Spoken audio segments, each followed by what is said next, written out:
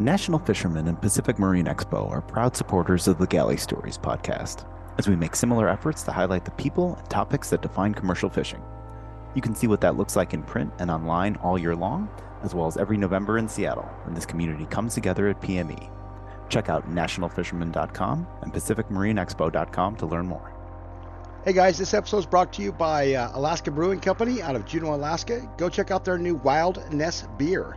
Launched on March 1st, any place that you got a good retailer near you or your favorite watering hole. Here we go. Hello and welcome to Galley Stories, stories of the Bering Sea and beyond, hosted by Mark Kaler. My name is Penka Jane, podcast deckhand and longtime listener. We'd thank you to subscribe to the podcast and leave us a review. Here's today's catch. Hello guys, welcome back to another installment of Galley Stories, stories of the Bering Sea and beyond. I'm your host Mark Kaler. We are still here down at Pacific Marine Expo, put on by National Fisherman Magazine. And thank them again for the space. And I realize that these last few episodes being released every 2 weeks, it's sounding like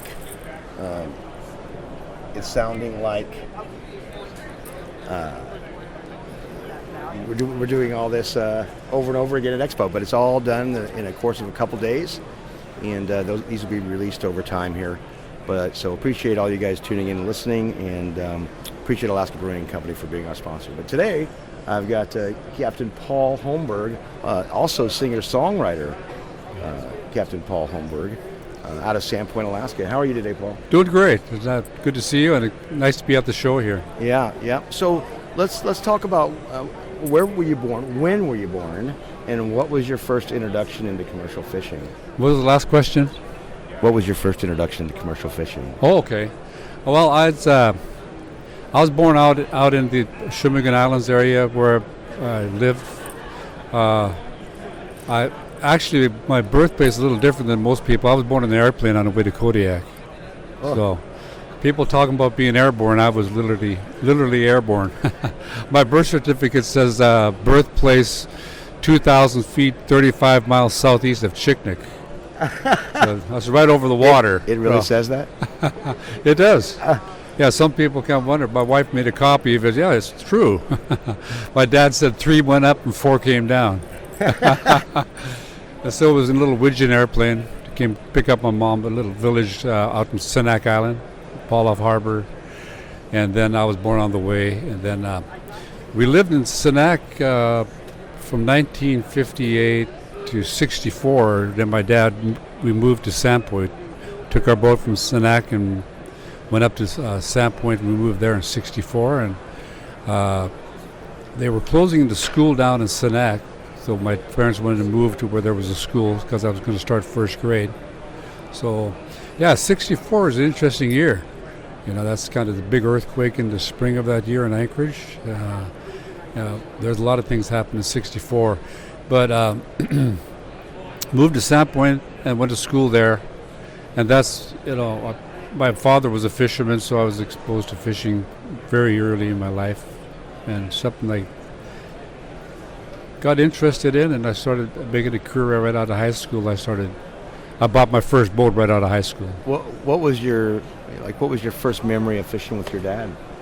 I remember first memory. Boy, I remember back to like 5 years old going out. He had a gill net out for subsistence, but we also did beach sailing for fishing for a company to put food on the table in the wintertime and clothes, and that's what he pretty much done. It's just for paying our bills. He had a small boat that he had found, and he built it up and fixed it up. And so, yeah, commercial fishing has been a big part of my life. But I remember at 5 years old being on the boat with my dad. Then I started fishing with him, when I was 9, 10 years old. I remember one summer, I'm about 12, fished all summer. And then with them set netting, and then my payment for the year, I found this little Honda motorcycle I wanted. And that was my payment for the salmon season. Oh man! What I just wanted the village of Chignik where you were raised. Right. What was the population there? There was only probably at that time maybe 30 people at the most, and it was probably larger than that. I'm not really sure. 100 and some people there at one time. But then we moved in '64, and a couple of years after that, it became a ghost town. And so And what was the population of Sandpoint? back then it was probably maybe 300. Okay. Yeah, it was a big town for me. You bet. Yeah. All right. So that first boat you bought out of high school, what was that boat? I bought it from my brother. He had it down here in Seattle. It was a 32-foot wooden boat, and we used it for gill netting and then for beach sailing. Just an outboard motor on it? Yeah. Well, no, it had a regular engine in it. Yeah, 32 foot, and then I fished that. Excuse me. I fished that from 77 until 1980, and then I started running my brother's little bigger fiberglass boat, and then in 81 I actually started running a seiner, and then in 83 I was running another seiner called the Sea King, and then I ended up buying it in 87. Okay. Yeah, so that's kind of been my progress in the commercial fishing industry. Yep. Yeah. So majority salmon then? Yeah, the Sea King also, we do crab fishing, pot cod. We used to trawl for cod with the boat too, back in late 80s. 88 we set it up for trawling cod, and then the boat also long lines halibut. Then I've been running it in the summer now for the last 18 years for salmon. And then Danny Cumberledge runs it for me for fall fishing halibut, and then he runs it in the winter for the crab and cod. Okay. So the boat's your boat's pretty active. It still stays pretty active. So Paul, what has been your best experience on the water? My best experience? Yeah. Probably seeing all the scenery, and I've never ceased to be amazed at the beauty of the scenery out there when I'm in the wheelhouse, and just seeing it in the Chignik Islands. This is really a unique area. There's so many different types of fish that people fish for there: pollock and codfish and halibut and crab and salmon. So and there used to be shrimp back in the day too, but very bountiful area. But the scenery, I've never ceased to be amazed at, and I enjoy that very much. The sunrise in the morning, and even through the storms, it's an amazing area. Yeah, it's great that you point out the scenery and the beauty of Alaska being the best thing about the water, rather than the biggest day of catching fish. Yep. It shows that it's ingrained in you. Was your parents like that too? Were they really attached to the? Oh yeah. And we had a real subsistent lifestyle. Living on the island. I was there on Chignik Island until I was 6 years old, and we ate like seal meat. It was one of the main meats that we had, and salmon. And then we didn't have any cattle, or any beef to eat, but so geese and ducks and the seal meat and the salmon were all our meat that we had to eat. It was very healthy, but like my dad said, when the tide was low, the table was set. Yeah. That's when you got out and got stuff? Pardon me? That's when you got out and harvested? Yep. Yeah. When the tide was low, the table was set. Yeah, exactly. That's excellent. What's been your worst day on the water? Well, our worst day on the water, there's probably been a few of them when I got into a storm that, I actually feared for my life a couple times. Going to go up, man, maybe we're in a situation we might not make it out of this. Because the wind's out there, learn to really respect how it can change in a few hours, from being real nice to, over 100-mile-an-hour winds. You get into that kind of situation, especially if you're out in the Gulf or something. There have been times that it's been a little scary. Now, Sandpoint's still a pretty small community, right? What is it, 1,000 people? 1,000 people, exactly. And something I learned, maybe it's been about a year now, but there's a native population, or maybe not native, but a grown population of wild buffalo on that island. Right. Bison in Sandpoint, they're good eating, really good eating meat. I've eaten some of it from someone who was lucky enough to draw a ticket. Yeah. So have you hunted a few of those? I took my son-in-law out. I'm not much into hunting. I spend so much time on the water fishing all summer, and when hunting season comes along, I kind of want to get away from the outdoors. Yeah. Spend some time at home in the easy chair, drinking some coffee. Excellent. What is the sea given to you, Paul? Oh, it's given me, as far as, financially, I've been up and down like farming is, but it's given me a totally different type of lifestyle than a lot of people don't get to experience. Like I held an 8-to-5 job for about 2 weeks out of high school, but I've commercial fished all my life, and I can spend my salmon seasons, and I was cod fishing and doing some crabbing and halibutting. But at the months off, I could be with the family. We could do things together. My wife homeschooled the kids, and we would take road trips and do things like that. So it gave me a lot of time freedom. How many kids? We have 4. Any of them fishing? No, our oldest son, Matthew, we have one son, Matthew. He fished, and it looked like he was somebody who he was good at it, but he didn't want to be gone away from the family as much as I was. So he got into the building industry, like the building supply companies, and doing very well at it. Excellent. Yeah. Did you want them to go that route? I kind of wanted him to. We have 3 daughters, and so and they're all got professions and raising family. So I might have a grandson that might be interested, maybe doing something like that. Kind of nice to be able to kind of pass that on. Yeah. But only if they really want to do that. Right. Because I had the privilege of doing something that I had a lot of passion for, and I did fairly well at it because I liked it. It was something I really enjoyed. What is the sea taking away from you?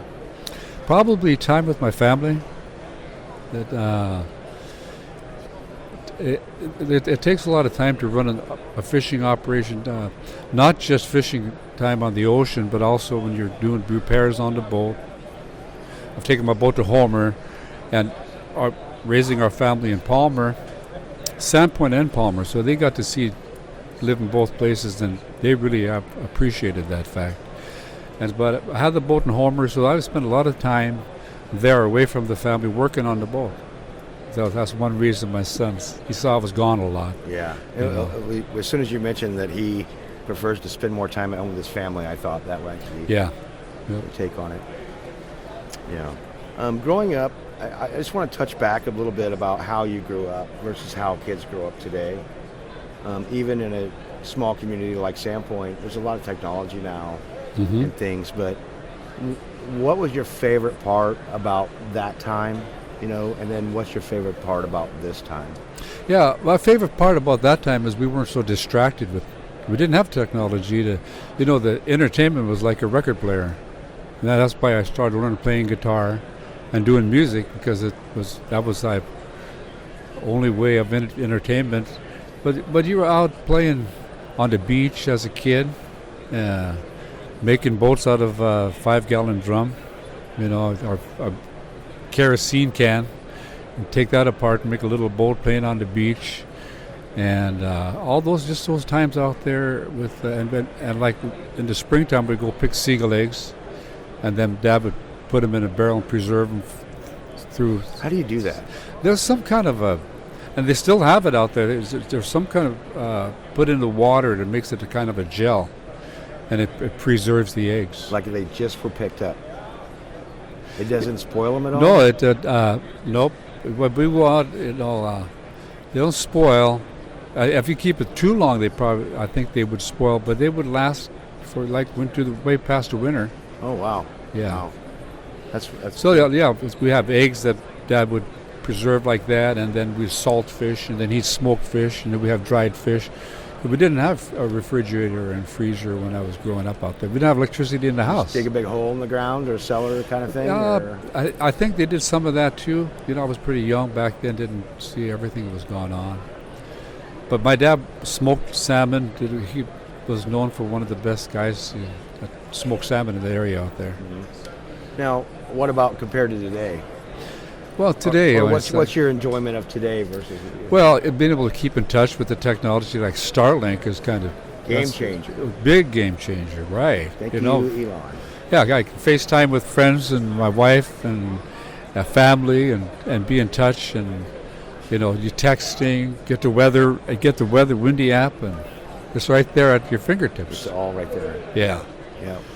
So what advice would you have for young people considering getting into our industry? Oh, just have to keep at it. Do it if you really want to do it. It needs to be a passion. And there will be young people coming up, young blood. I've watched some of them come up and do excellent at it because they had a passion for it.